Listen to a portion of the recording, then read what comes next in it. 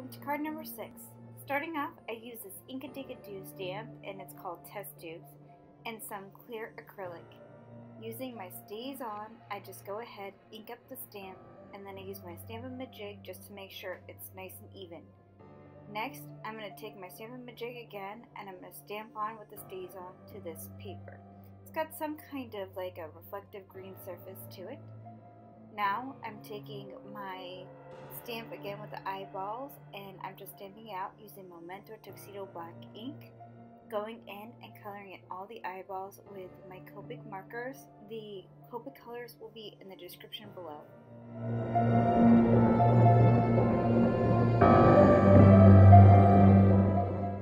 On a couple of the eyeballs, I just wanted to make them shiny, so I used some glossy accents, put that to the side, and let it dry. Using a new craft knife, I just cut out the center of this test tube, and I just make sure, I'm sorry, I did not realize I was off camera for a portion of it, but I just cut it out.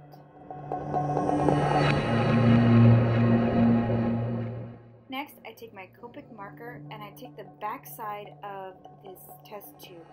Make sure you do it on the back because the stays on will ruin your marker tip, and I just colored in and I gave it some bubbles.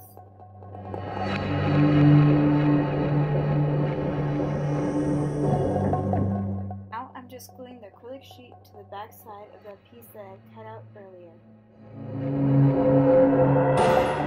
I'm cutting up this foam adhesive, and I'm just going to cut it to little thin strips and place it along the sides, top, and bottom. So now I'm just taking the eyeballs that I colored in, and I'm just placing them in the center of this test tube. And this is some glitter. It's bats and cats and black and orange glitter. These were Recollections that I bought last year. They came in a little pack, very cute. And I'm just taking off the adhesive, and I'm going to place the back right on, just making sure I line it up perfect. To me, look at how cool this turned out. So I'm just playing with it for a moment. My daughter actually did steal it for quite a while. She wanted to play with it. She loves this card. Using some green cardstock and my Stewart Drippy goo punch, I just cut out strips.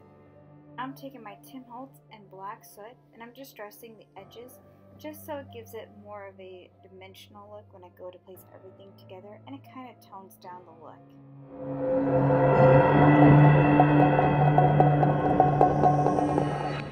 And now I'm just starting to glue all the layers down in place, being very careful to line up my edges.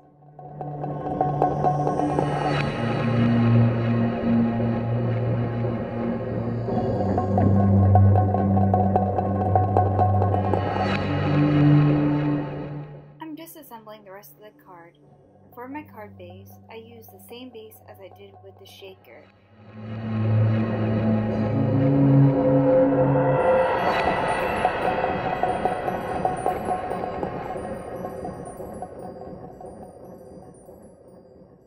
To embellish the front of the card, I just used the eyeballs that I had earlier with glossy accents, pop them up, and put 3 on the front of the card.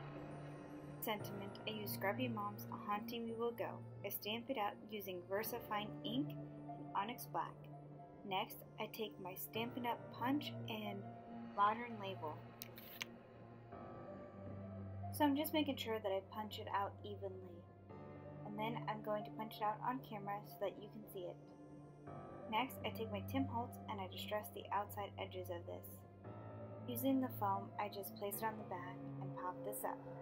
I wanted to add a little bit of sparkle to the dripping goo, so I took my Inkadinkado pen in the dark green and I did all the bottoms of the goo. Now I'm just going ahead and I'm starting to build the inside of my card.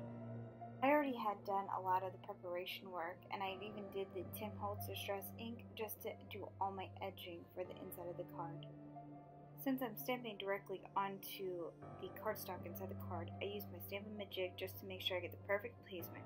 I'm using Amyrs Watchful Thinking. I just wanted to show you that I actually did make a mistake. I got too much ink on the actual cardstock.